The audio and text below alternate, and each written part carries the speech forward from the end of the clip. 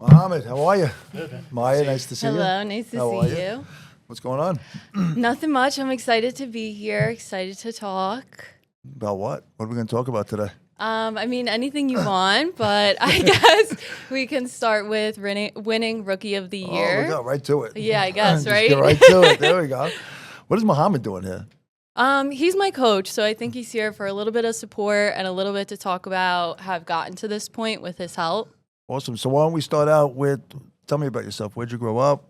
Yeah, so I was born in Blue Point, but was raised Where's in Blue Point? Suffolk.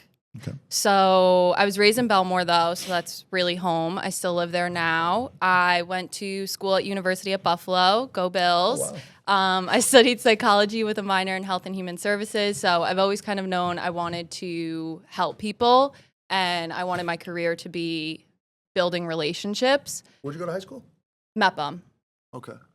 Yeah, so I went to school in MEPBUM, then went to University at Buffalo. I graduated a semester early and then took my real estate course. I took my test that summer, and then I joined KW in...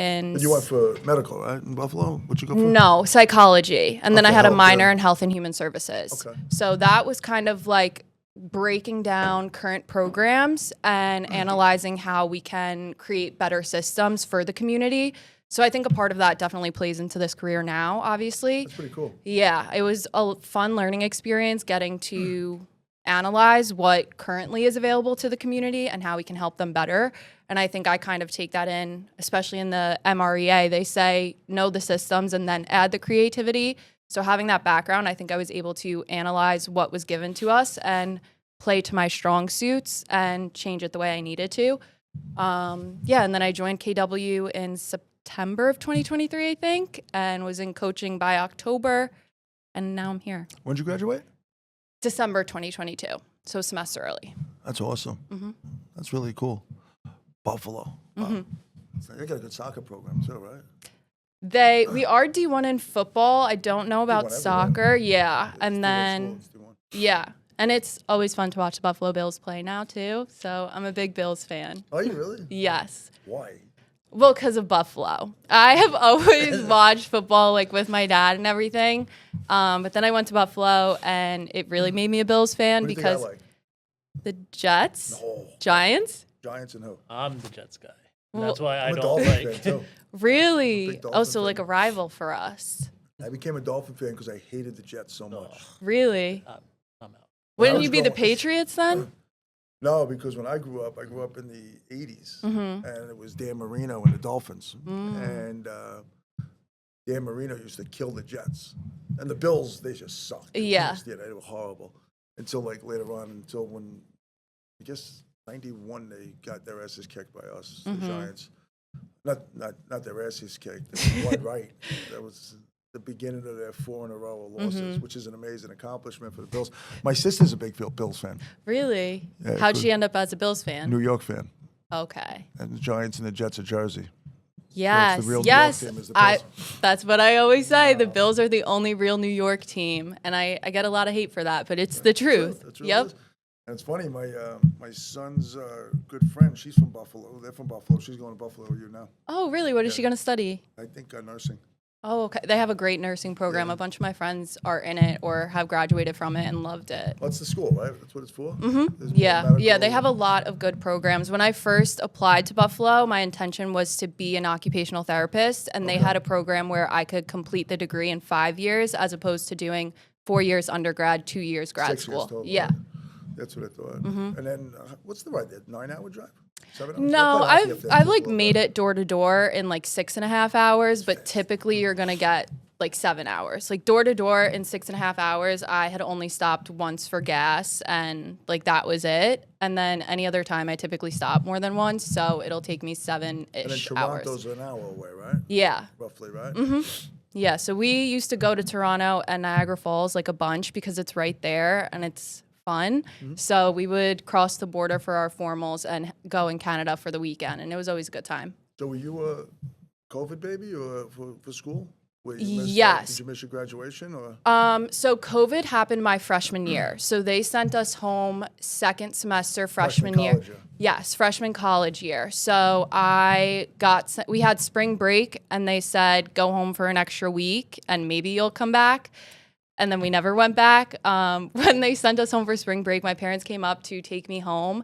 And they were like, Maya, take everything. Like, we don't know what's going to happen. I don't think you're coming back. And I was so set on returning to school because I had made so many relationships there and was having so much fun.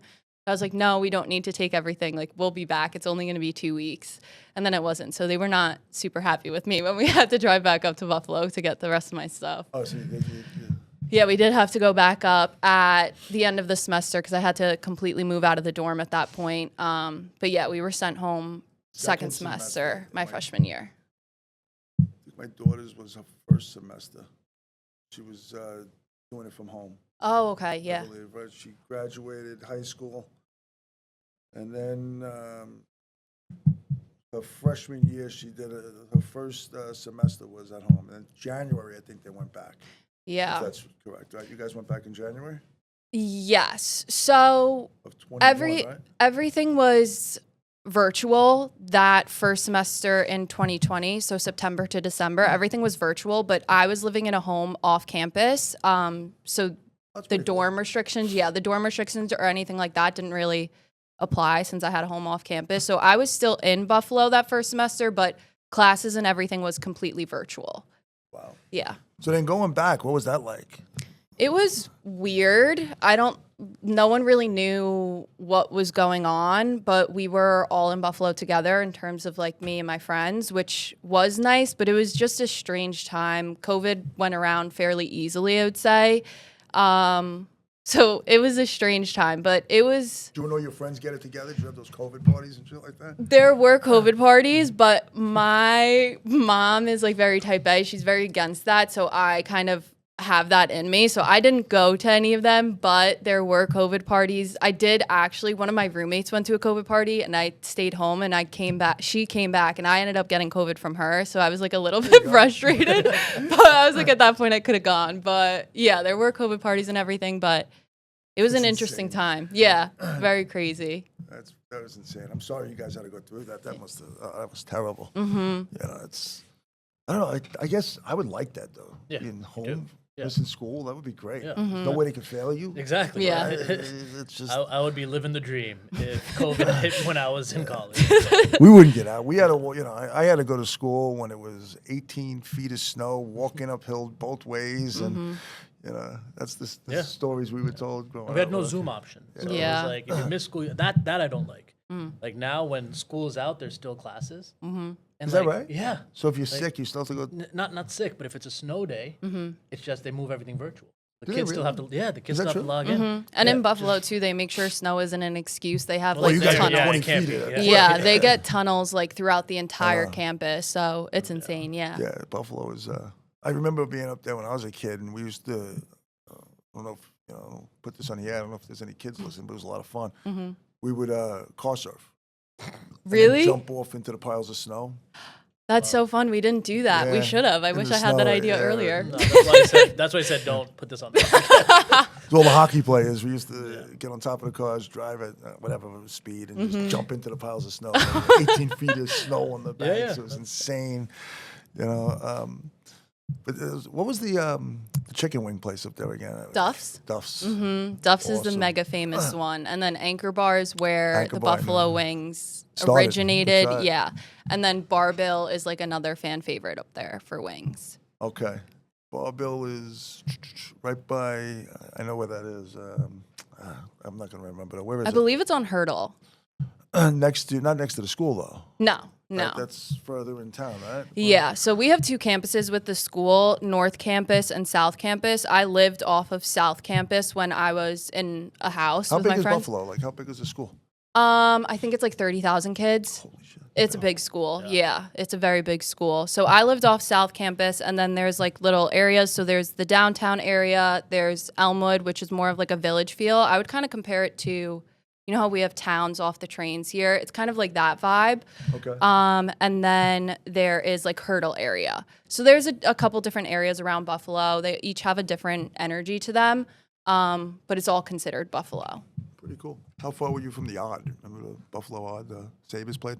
Oh, I don't No, think they I were was at very HSBC far. or whatever it is. Yeah, I know. Yeah, I know where. I believe it was only like 30 minutes from campus max, because I know people would go to concerts and Sabres game and stuff like that, and it wasn't too far to the point where it was like expensive to call an Uber or crazy expensive to call an Uber. So you go to school and you went for what you went. And, Mm-hmm. and what was that like? Just going for the degree, like.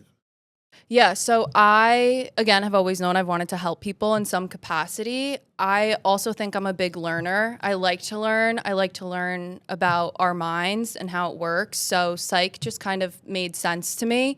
I liked... That's why you hang out with Mohammed. Yeah. I'm a patient, essentially. How that works. Something like that.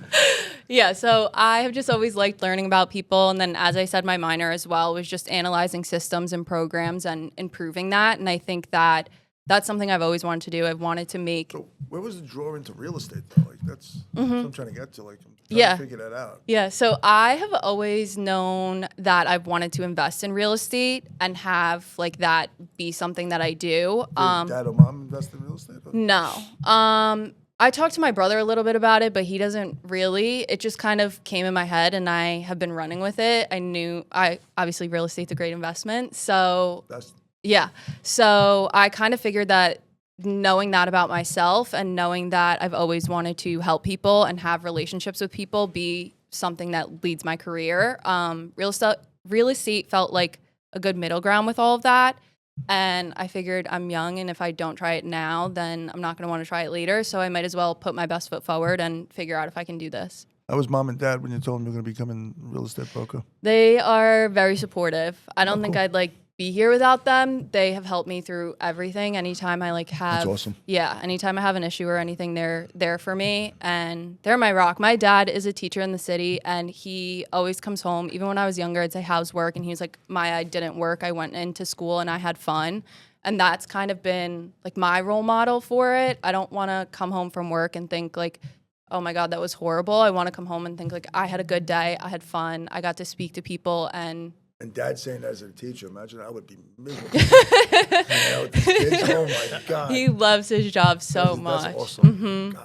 God bless him. Well, that's my job now, right? I get to hang out with kids that want to be realtors. I would tell them, like, that some of these people in the program, we just got 2 new agents in the program. They're 18. 18. I'm 36 in July. So it's like, for me, I'm like, I'm talking 54. to, oh, wow. It's scary. Julia thinks I'm 74. But 84. So. Oh, man, that's brutal. But what made you guide into real estate? Like, what? Yeah, so I think I definitely had a skewed perception of what it actually would be like to be in this business before I did join. I thought it would be fun and easy and like lighthearted. Did you watch TV shows? Yes. I watched Selling Sunset, like all I don't know the what that is. all the real estate TV shows, HGTV. Me and my mom would always like sit our butts on the couch and watch it. So I've always like just been interested in it, and I definitely thought it would be easier than it is, but I'm not mad at the work that I have to put in. I think it kind of makes the result feel better because I know that I put in the work to get it. But yeah, when I first decided real estate. What is the work that you have to put in? Yeah, so lead generation, obviously. I think something big that I had to learn is that you need buckets, because if one opportunity falls off, you don't want that to be all that's on your plate. And that's something that Mohammed kind of had to speak me through as well, because especially in the beginning when I was lead generating and I did get some type of opportunity, I think it became the sole focus, instead of recognizing having multiple opportunities and spreading the wealth kind of in the different buckets is a better way to do it. Yeah. So what do you mean by buckets? I'm trying to... Yeah, so... What's a bucket? Do you like put that in... Yeah, buckets to me are different avenues in which leads can come in or which you generate them. So that will be something like, can I say expires and FSBOs? Whatever you want. Okay. So me, I don't know. So something like expireds, for sale by owners, circle prospecting, obviously tapping into my sphere as well. So just making sure that So you're building relationships out there. Yeah, making sure I'm not missing an opportunity or focusing too hard on just one thing. Okay. So how many relationships do you try to focus in a week? Just start there. Yeah, in a week, I think I like to aim for 100. I think that's hard to get. 100 relationships. Conversations, yeah. Okay, so you're going to have a conversation. Your goal is to have a conversation with 100 people A week. January 1st to January 7th. Yeah. 1 week, right? And then week 2, 7th to the 14th, what does that look like? Another 100 conversations? Well, no, it that depends 200 because it now? would be follow up, obviously, with those 100 people, staying in touch with them, facilitating whatever they may need, and then obviously just continuing to add to those conversations and add more people in. Yeah, and if I could chime in, I think it's more connections. 100 connections that we're aiming to build into relationships. 20 a day, kind of following that 20 conversations a day, even through just door knocking, right? Like door knocking has been huge for the coaching program because you're getting face-to-face communication with these sellers, and then it's up to you to build a relationship there. Almost force a relationship by, sending them articles that you come across or a property in their neighborhood that they may not have seen yet. And of those 100 connections, how many turn into relationships? That's up in the air. And then how many of those relationships ultimately become opportunities? How many? So we were talking earlier, and you did I think it was 2,000 relationships we were trying to build. And that was your first year in real estate? Yes. So my first year in real estate, I ended with about 2,000 relationships, conversations, and then Not relationships, conversations. yeah, conversations. And then this kind of goes to my growth, especially with the help of Mohammed. Just in Q1, I've had 2,000 conversations. So I've definitely been. Now, 2,000 conversations, is that 2,000 people or just conversations? Like you have the same conversation with me 8 times. Is that considered a conversation or? No, you would be one conversation then. So 2,000 is individual conversations. I don't really count follow-ups into those conversations because that would be from the initial one. So you're going to, first quarter, you're going to basically, you're looking around 8,000 conversations for the year. For this year. That's the goal, yeah. For 25. Out of that, how many do you look to get into relationships with? As many as I can. Obviously, yeah. Yeah. 8,000, right? Yeah, that'd be great. As many as I can. I think I like to focus on the ones that are kind of responding and engaging most with me. How do you have the time to, and I get it, trust me, I've done it, but how do you have the know-how and the time to keep that many relationships going? And then, because you got your personal relationships too, are those involved in that too, or? Because that's your sphere. Yeah. Right. Yeah. Personal relationships, I don't think I really count as the conversations towards that. The 2,000 conversations are lead genning outside of my sphere. My sphere I speak to on a daily basis. I have a group chat with my family and my friends, and they know absolutely everything that I do. If not every day, they know my big accomplishments and that I'm in real estate. I talk to them as much as I can. And then in terms of keeping in touch with those conversations, I think obviously I engage most with the ones that are responding most to me. And then Command has been super helpful as well, putting them on a drip campaign and just making sure those people who maybe aren't engaging as much are still getting some type of touch from me. How many would you say, just curious, where when you pick up the phone and you call them, you see them in person, you see them in the supermarket, whatever it is, in the email, where they know who you are out of the 2,000, where they're like, oh shit, hey Maya, how you doing? Yeah. And how many pick up on the first ring? On the first ring, not many. Okay. I think out of all of those, know who I am and would pick up relatively soon, maybe like 1 to 200. I would say, good relationships with. Okay, that's pretty awesome. What made you think to do that? Besides Mohammed, what else? Where'd you get that drive? I think I've always known I don't see myself working for someone else and sitting behind a desk 9 to 5. And I kind of thought if I would be having to put 9 to 5 in and make someone else money, I can put 9 to 5 in, do it with the right intention and make myself that money. And it's been working out so far. So my goal is just to continue doing that and growing. So when was that where you got out of bed one morning and just said, I'm not going to work for somebody, I'm just going to... work for myself. Like, how old were you? Like, you don't mind me asking, when was that? Like, was that when you were 5 years old? You decided to, you and Dad are hanging out, and you say, No, I think in college, I would say I grasped that fully. I think I always kind of had an inkling of like, I don't see myself sitting at a desk. I don't think that that's my personality either. And then in college, kind of taking the classes and really deciding like, okay, what do I want to do with my life? I came to that conclusion of like, I don't want to work for someone else. I'd love to work for myself. And I think also my mindset is if I'm going to do it, I want to do it now when there's still time if I needed to change. But I don't expect to change. I expect to stay the course and continue growing. That's amazing. Thank That's you. pretty cool. That's really cool. Thank you. That's interesting. I look at a coach. Wow. Yeah. That's pretty cool. Well, so I always say Maya makes coaching easy. I was just going to ask you, Yeah, like, what is it like to... So when I first met Maya, I saw the drive, I saw the commitment. How long are you working with Maya now? About a year and a half. Mm-hmm. Yeah, about a year and a half. I'd say 1 year, really diligently, where we're doing weekly, bi-weekly one-on-ones, whatever it may be. But Maya had a good head on her shoulders in the sense that she wanted to show up and work. And you could ask anyone at the office. She's there every day.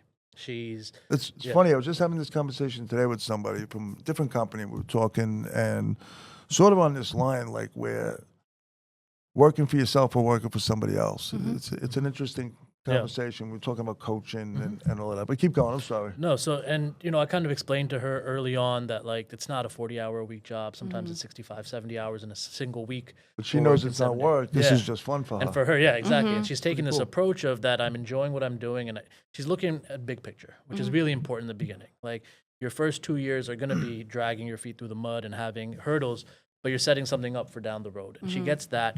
And the one thing I will say is that Maya does the activity that we introduce, right? So if I, to use a silly example, if I told her like, hey, you have to start up every day eating 2 raw onions, right? Don't ask me why, just do it. It's going to bring you some level of real estate success. I strongly believe she would do it before throwing wrenches into my plan, being like, that makes no sense. How would that help?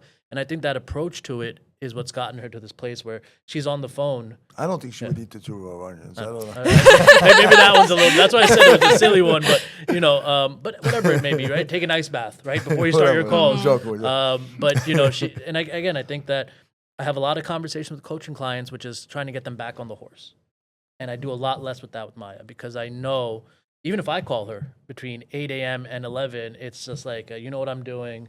Call me after I'm done generating my leads or planning my day or time blocking for the day. So have you always been like this or just college got you this way? Because I find it hard to believe that you woke up in college and you just said, all right, I'm going to do this. I would guess that you were always like this. I think a big part of me has always loved to learn. I think I'm a big learner, which is why coaching has been so great because I get to learn and then just implement it. Grey's Anatomy always says, see one, do one, teach one. So I think I've been able to learn through seeing him go on appointments and like being there and then obviously going on my own. And in terms of teaching one, I think the coaching program has built such a community that we all get to bounce off each other and share ideas. And I think that I've always been someone that is very independent. But I think that I like the community aspect and learning. And I think because I like learning so much, it's been made easier. Okay. So take me through, get off this a little bit, not really, but take me through like your day. You wake up in the morning. What is it like? Just take me from 7 o'clock in the morning, 6 o'clock, 5 o'clock, whatever it is. Do you work out first thing you do, or is it? Yeah. So I wake Emails? up. I plan my day a little bit, outline what I know I already have Night set before for the or that day. morning? In the morning. Okay. I see what I already have set for the day. Let me ask you this. Do you get up in the middle of the night and think about shit? Like wake up out of nowhere? No. Yeah. Okay. No. But I do, like, I think about stuff before bed. And then I go to sleep thinking about it. And you write it down? It depends. It depends. Sometimes if I think about stuff right before bed, I know it'll be my first thought in the morning. But if it's something that is super important or I feel like I want to get down or off my chest, I will write it down. I keep a journal like on my nightstand, so I do have that. But yeah, I wake up, I, brush my teeth, all of that. I make my calls. I typically do at least 2 hours, but if I don't have anything pressing that I need to get to, I'll go as long as I can with lead genning. So 2 hours in the morning. At least in the morning. And then again, if I don't have an appointment or something to run out of the house for, I will go until I have to leave the house. And then I will do my appointments and everything typically in the early afternoon. And then that later in the evening will be transaction management, follow up. If I have to send out contracts or offers, that's happening later in the day. And then I'll end the day usually at like the gym, dinner, that kind of stuff if it's a Tuesday or Thursday class. Yeah. That's pretty cool. Mm-hmm. And then, all right, so Tuesday or Thursday, you're going to class at 6, 7 o'clock, or whatever it is. You're going through that. And I'm assuming that you're taking that class really seriously. You're doing all the activities. And is it because you're just a student of the game, or is it that's just what you're supposed to do? I think a little bit of both, honestly. I think, again, I like being a learner, and I feel like I've only missed like 4 classes maybe since starting. Okay. Yeah. Because I like learning, but also because I know if I'm in that classroom, my head is staying in the game longer than if I'm leaving and like making up some type of excuse like, oh, I've been here for a year and a half. I've probably heard what he's talking about, but I know myself well enough. I was going to say that. You probably hear the same things over and over again. Sometimes, yeah. But I know that I'll pick up something different, and sometimes too, especially with just the ups and downs in the business, I know that sometimes I need to just sit there and listen to him be motivational to the classroom to say, okay, yeah, I just needed that pick me up now. Like, head has been reset. I'm ready to go for tomorrow again. Pretty cool. And so how many people are in your classes every night? It depends, including Zoom, maybe like 10 to 15 to 20. How many people are engaging? I'm not looking to put you on the spot. Yeah. 20 people, or is it everybody's engaged, or? It depends. I would say like maybe like half-ish engage. Okay. And then when you're doing this, like right after class, like what are you doing? You're hanging around, getting relationships with the agents, or are you going out there and hitting the ground running again? Yeah, so after Or class, I feel like it depends. We all usually like chat for a couple minutes. If anyone has questions, they'll like ask Mohammed, obviously. And then we all just head out for the night. I'll go home, usually eat dinner, and then just wind down for the night. Sometimes I'll have to answer like a late text or a late call with a buyer. But other than that, I really just go home and wind down after class. So if you let me go back to you real quick. Like, is this like common in your group where everybody's like Maya, not like Maya? It's 1 in a million? Yeah, or? so that's actually a good question, because I think Maya has started setting the tone for some of the newer agents coming in, because they kind of, Maya and I have gone on a lot of appointments together, like sat with sellers, had conversations, so we have a good rapport. And, being that she's come to class so often, it's easy to kind of have that crowd work where I bounce things off of her and I confirm what I'm saying. Like, is it not true that when we're sitting with a for sale by owner, they say these things or they come with these preconceived notions? So I think more people are starting to lean into, because, you're, I think, almost being generous with how many people are engaged. I would say if there are 20 people in the class, it's probably a quarter that's, it's a late class, 6 to 8 p.m. And I get it. Some people have full-time jobs and then they come to class. But the ones who are engaging, I think, are being led by the agents that have been there for 6 to 8 months. And the other thing I'll say is that I think the community that has formed is super beneficial to you guys to have other agents in the same position as you, maybe a little bit ahead, maybe a little bit behind, to bounce that off, because we've always had that, right? You come into an office, you have the top producers, the middle guys, the new guys, and they kind of bounce off of each other. But this group, and I overhear the conversations, and they're going to each other almost, right, to kind of figure out answers before coming to me, which is cool, because I trust the Megans, the Mayas, the Randys, some of the top agents in the program to guide them. I was away in February on vacation, and they actually ran a class for me. That's how much I trust them with what they've learned. And, You like doing that? Yes and no. I liked doing it when we did it in February because it was me, Randy, and Megan. So I had like some other people up there to kind of bounce ideas off of and do it all together. He actually has made me teach another class. I believe it was the end of last year on expireds, which I liked, but also I was very nervous up there, which is kind That's of like, normal, though. yeah, normal. But I was like, okay, a little bit silly because like I can hop off this chair in the front and like go to the back of the room and have the conversation so much easier because it doesn't feel like, I don't know, it's just scary to be in front of the room. But yeah. And I'll just say that great feedback from that class. Like I had agents who I told like, hey, let me know how it goes, because I wasn't actually in the room when she taught, and I got great feedback on her, the message, right, the content, your tone, right, the way you spoke. Everyone said you were very, very confident. So I know it's like self-critiquing, but I only got good stuff from the So let me ask you this. How did that help you with your business by doing something like that where you're teaching and you're helping out in a class? What does that do for you and your business? Yeah, I think it makes me learn everything 10 times over and 10 times deeper. If you're going to teach it, I feel like you should know it better than anyone in that room and you should continue to learn it. So I think it made me kind of, again, just learn more and look at everything from a different perspective, because now I was like, okay, I may know this myself, but how am I going to communicate this to my peers to make sure that they can digest it the way that I want them to? And also understand, like, just because I'm saying it and I have success doesn't mean you should be doing it exactly like me. Like, we're all going to be different human beings. We're going to speak differently. We're going to speak to sellers differently, have different words. So make sure you're internalizing everything and making it your own when you do it. Very interesting. Pretty good. Good answer, yeah. Smart. So when you're with your clients, or your sellers, your buyers, are you telling them your experiences in the class, or you don't bring that up, or because they're gonna look at you? I'm just trying to be real. Like you must get this a lot, right? You're young, Yeah. right? So people have to come to you like you're young, Yeah. which is really, it's awesome. It's great to be young, but it's also No, 100%. What's your response to that? Yeah, so I lean a lot on having him. Even when he's not there, I say, listen, I am young, but that doesn't mean I'm inexperienced. I've studied this craft and I'm perfecting it. And I also have a coach who will be with me throughout it. He's been in the business for 10 plus years. So I kind of acknowledge their fear in the fact that I am young, but ease it with letting them know I am experienced. I'm confident in my ability to get it done for them.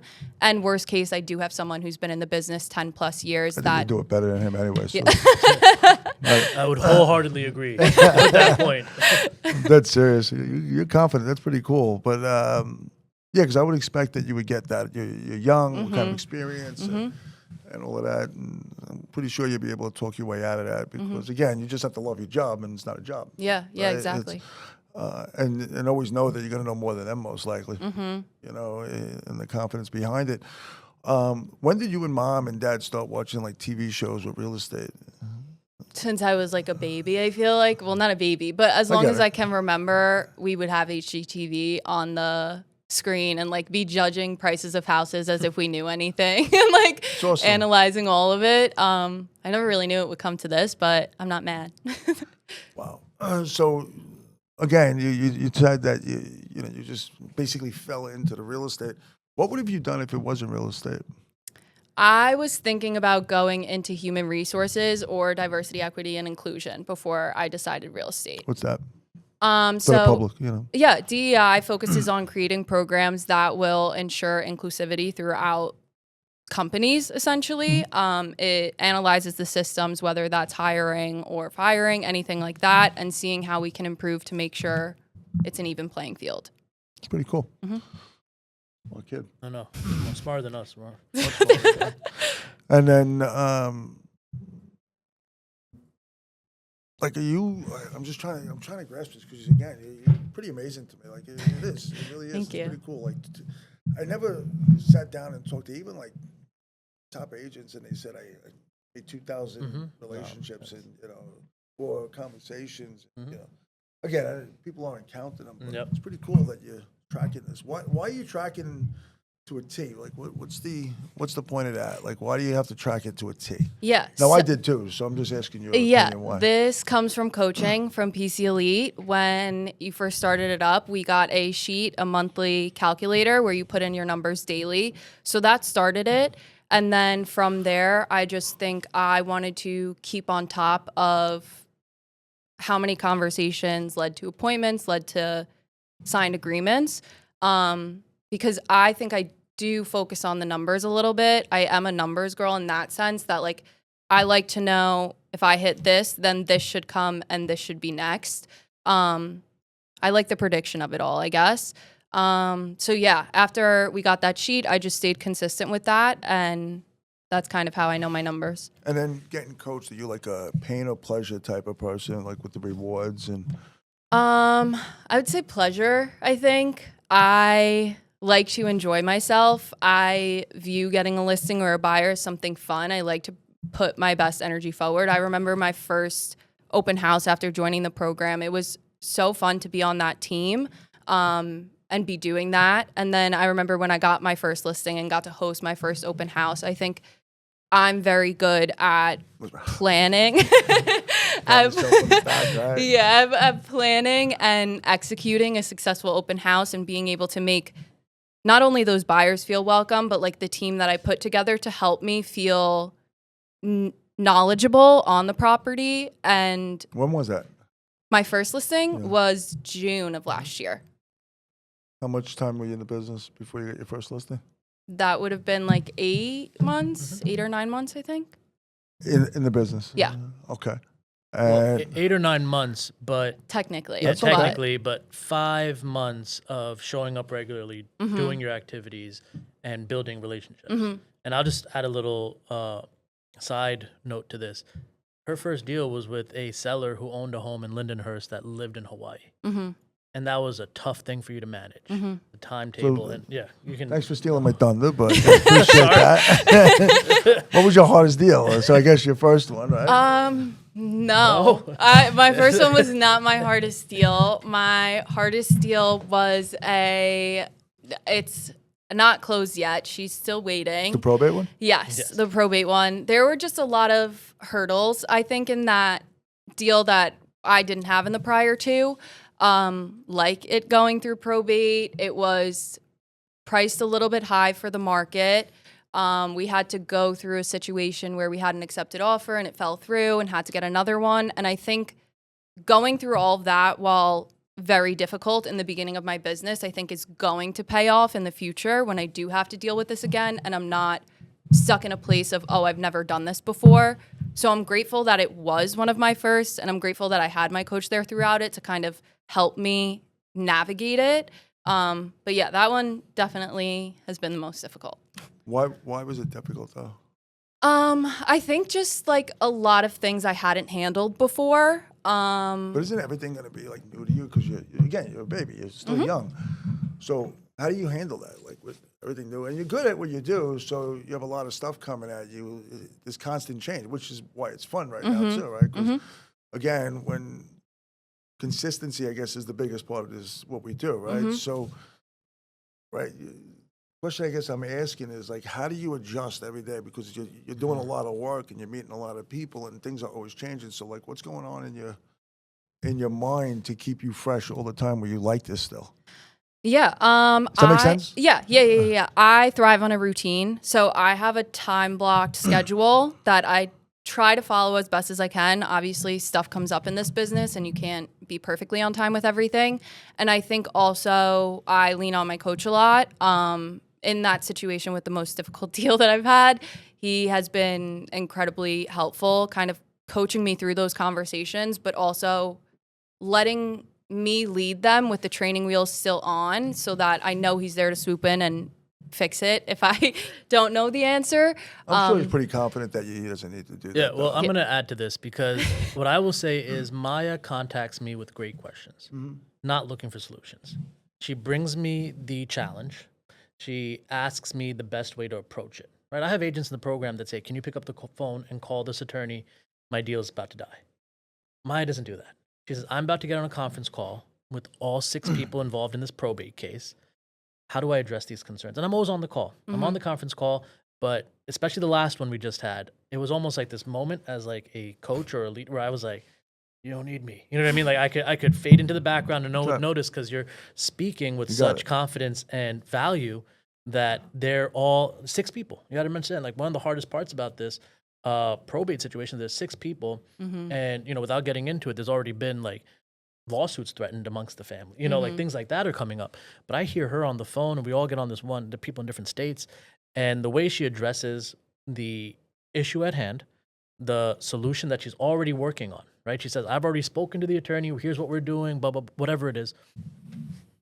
Amazing. And I think that comes from asking great questions and then actually listening to the response and then running with it on her own. I very rarely had her run into my office and say, "Please save this for me. It's going to fall out right from under me." Like and I think that comes from the constant learning, right? I think and she does have it in her also. I don't think we're touching on this enough, that there is a natural Yeah, there's definitely a natural. of Yeah, problem I keep saying solving, that, and the psychology and understanding human behavior goes a long way. And you know this from a previous career. Understanding human behavior, incredibly useful in this business. So that's really good. It is. It's you got a lot of talent. Thank you. That's pretty cool. So you're in 2025 now. We're in, what are we in, April? Feels like December. My God. It's cold. It's cold, but it's going by fast. Man. It really Yeah, is. Time goes, it's flying by. What are you excited about? Oh, I'm excited for the spring market. I'm excited to continue building my business, build more relationships. I'm excited to get to a point where I remember when I first joined the coaching program, there were those agents who, have been in the business for a while. And if Mohammed had gone on an appointment with someone already, they were able to kind of swoop in. So I think a big goal of mine is being able to be one of those agents for the program eventually and help other people, get to a place where they deem successful. That's awesome. Thank you. That's pretty cool.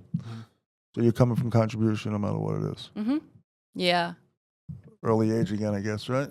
Yeah. I think I've also always just been like a very social person, so this made sense for me. I've always loved talking to people and building relationships, so I think that's in my heart when I approach these people. Like, I want to offer the help that I can, not just because it'll make me a pretty penny, but because I genuinely want to see you get to where you want to be. That's cool. What do you see her going in 25? So right off the bat, I see big things in her future. I think she's already on track to cap this year, which is a big milestone. It's at least what we're going to do.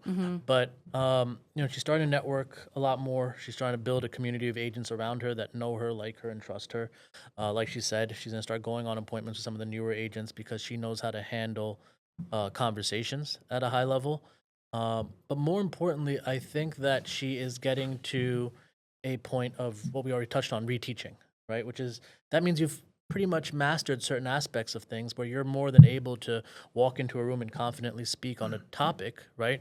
Which, going back to mine and Rich's relationship, I wasn't at that point when I met Rich, and he got me to a place where when I walk into any room now, if the conversation is real estate, I feel like I could hold my own, and I think that's where you're headed. And I'm super proud.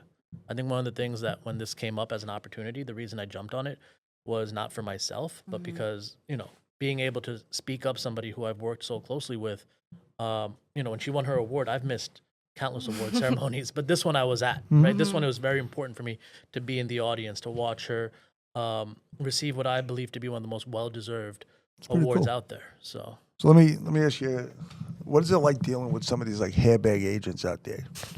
I know it all. You don't know. You follow my lead.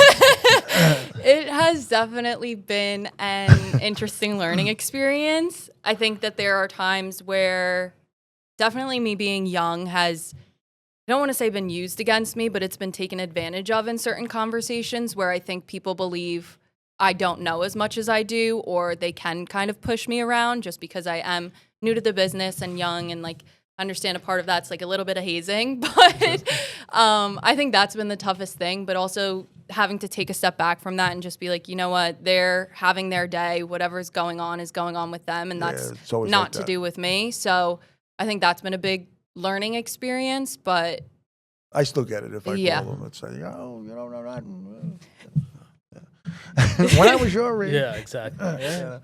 That's pretty cool though. And then, so the probate deal, let's stay with that one. Like, and how did you end up getting that? That was from Attorney? a lead generation. So Okay. it was during my prospecting hour. I actually ended up speaking with a separate family member, and he passed along my information to the decision makers. And then they got on a Zoom call with us, and we kind of went over what we do. They were very pleased. I think they interviewed a couple other agents, and they came back to us. We got everything signed up and got it back on the market. It's awesome. Thank you. And then give me a happy story with your first, I guess the first one that you closed. How did that go? Yeah. Well, I want to talk about my second one, if Yeah, that's all whatever, right, for whichever my one, happy yeah. story. Yeah, whatever. So this seller, she was a for sale by owner. We met her. She immediately, I think, connected with us as people, which I loved most because obviously we are great at what we do. We're good at selling homes and helping people buy homes. But what I really looked most forward to in this career was being able to build relationships and truly understand someone and help them get where they are. And I'm so grateful for her because she really allowed us to do that. She opened up to us so much. She still texts us to this day, like just checking in, asking how it's going. And obviously we do the same. So that one was a fun one because we really got to have that relationship with the seller. Whereas in my first one, he was in Hawaii. So it wasn't as strong of a relationship, I would say, as the second one because But how'd that one work? How do you deal with somebody that's in Hawaii?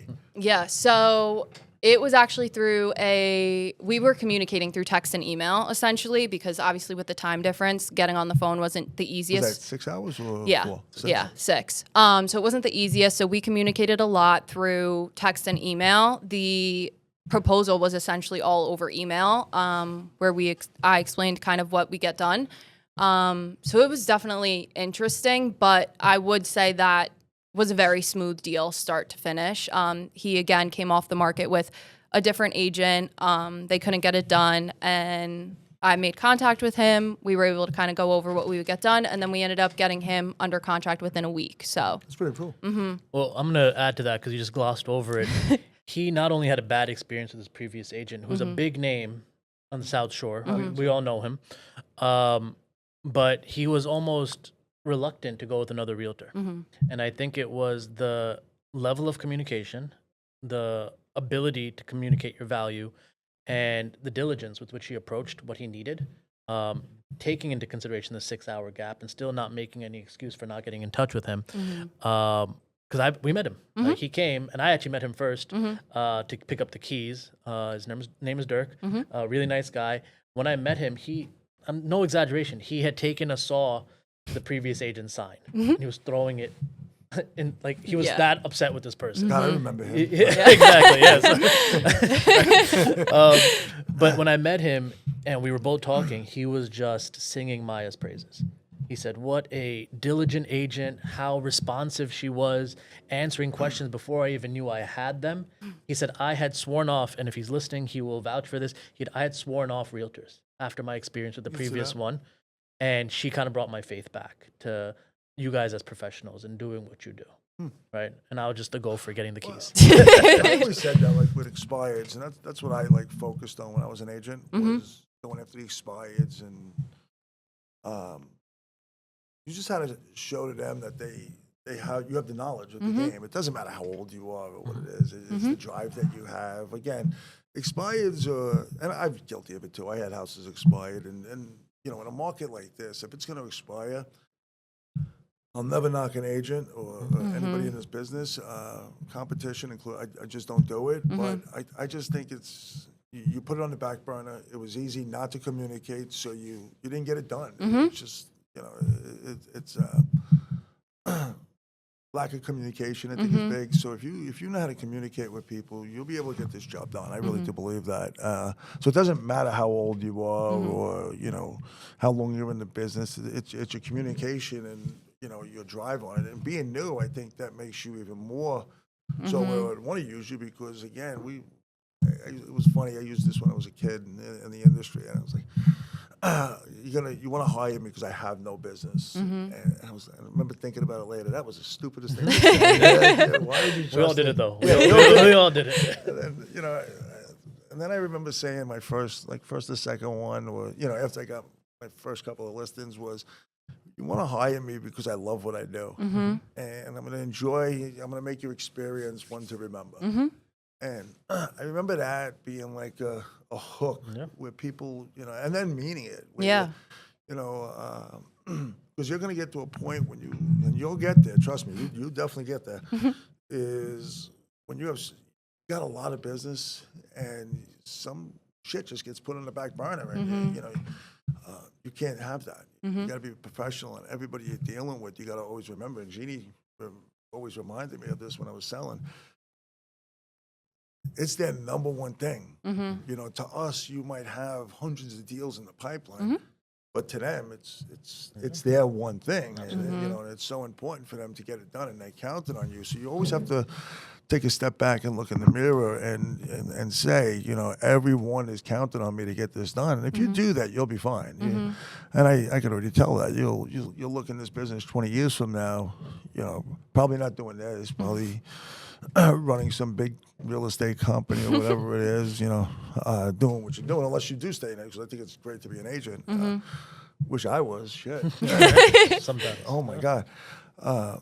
But it's just amazing that, what you accomplished in such a early stage in the game. It's great, and liking it. Because everyone knows my story. My first day in the business, I ended up getting 2 listings. But that was all I got the rest of the year, because when I got into the business, it wasn't like it is today. It wasn't teamwork. Everybody was out for their own bullies, and it was just like, I don't want to do this. And then a year later, I got into it and I made my run. But in today's day and age, I think you have coaches. Like, we didn't have that. Not at all. We had Tom Ferry and things like that. Well, it's why I say that's why I coach. Because I remember my first couple of months, the lack of guidance. Where I started, and it was almost people trying to take business off my plate even when I got it, right? And I think that's what brought me to coaching, was like, hey, these people with the right conversations can go on a run sooner and for longer, right? And I think that's spot on. I think even when I started back in 2012, it was a different market. And we had things like uptime, where like agents just got opportunities that you kind of generated at times. And I think that the lack of collaboration back then was, it led to like the 1 or 2 top producers per market, and everyone else was trying to chase them. Whereas now, like, we have one of my favorite things about, again, the coaching program is in my office, there's a picture of these guys out to dinner. I'm not there. Nobody else from the office is there. Cool. It's just, they're just a little community, and they want to help each other, and they want to grow together. And that's awesome to see from people who come from a business that was not like that. So that's a huge plus. That's pretty awesome. So going forward and seeing what 2025 is going to bring to you in 26 and down the road, what do you see this going? I hope to build an empire. I like to think of like my future kids whenever I think of what I want my business to look like, because I want to hand them something that whether or not they want to go into real estate, they will be able to set themselves up. So I'm okay with doing the legwork, putting in everything that I have to, and putting my all and my best foot forward to build something that's worth building and worth passing off to future generations. And coming to an end here, this is awesome. This flew by too. This was crazy how quick this went. Good conversation. I'm so impressed what you did. And do me a favor one more time. Just tell everybody, Rookie of the Year. Yes. You got the award behind. Let's put it on the for the last shot of the podcast. Rookie of the Year thing, right? Yeah. You like look in the mirror and be like, yeah, that's me. Sometimes I have to. I have to be like, cool. okay, yeah, Rookie of the Year. Like, I did that. Yeah, I'm very proud. I'm very grateful. I don't think I would have been Rookie of the Year if I hadn't joined coaching. Yeah, yes and no. You have the drive in you. You would have done. You got to get your confidence up just a little bit more. Yeah, you would have still done it. Yeah, he's a great coach. Don't get me wrong. He is. He's an awesome coach. Some would say the best. Yeah, some would say the best. He would. But I think at the end of the day, you just have that drive, and you got to realize that. When you're in front of people, you're just going to make things happen. People like being around you. You're going to get the business, and that's what it is. Don't let anybody ever tell you anything different. It's not something I do. It's not something he does. It's no one else. It's you that do it. And you're getting that listing because of you. And don't forget that, because, you know, you're a special person. You're one of those people that people like, and it's pretty cool to have. And, you know, looking at 25, 26, 27, I'm excited to watch you grow. Thank you. You know, it's funny. I knew who you were coming into this, where somebody asked me, "Do you know what that is?" I said, yeah, I do. And it's pretty cool that you were able to accomplish what you did at such a short age, and, you know, short time in the business, and actually like it Thank you. and love it. Remember these days, because as you're going to get into it, it's going to get taxing a little bit. Just remember how much fun you had, and just keep that liking of the business. That's going to keep you going and keep the drive going, and you'll do fun. What do Thank you. Final words, huh? No, same thing you just said. I think that it's something rare to find somebody who enjoys it as much as you do, somebody who commits the way you do with your discipline and your time blocking. And I think Rich is spot on. Enjoy it. You have to enjoy it, because you will forget it if you don't, and it's going to make every year harder if you forget where you came from. One other thing, and I think you'll get this too, is down the road, anybody you help, tell them to pay it forward. All right, so help people pay it forward. Go out there and do it. So if you appreciate them, go out there and pay it forward and teach somebody else. And you're really, if you're coming from contribution, you'll always be successful. I'm excited to watch what you do. Looking forward to it. Good luck, Maya. Thank you. Thank you, Mo. Awesome. Thanks for Yep. bringing her in. Love you, Thanks. bud. Love you.